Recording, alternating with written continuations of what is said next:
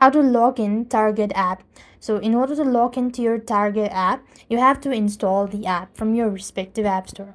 So open up your app store and you want to go ahead and type in Target and make sure to install the app. After completely installing the app, tap onto the open button. Then next you want to tap onto sign in or create at the bottom of the page. So you have to go ahead and type in your email address that's associated with your Target account. Then tap onto the continue button at the bottom. You could go ahead and use a passcode or maybe get a code, whichever option is convenient for you.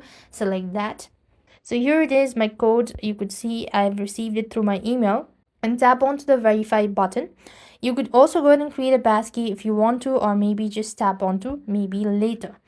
Then this is how you're going to log into your Target account. I hope the video was helpful. Make sure to like, share and subscribe. Thank you for watching. See you in the next video.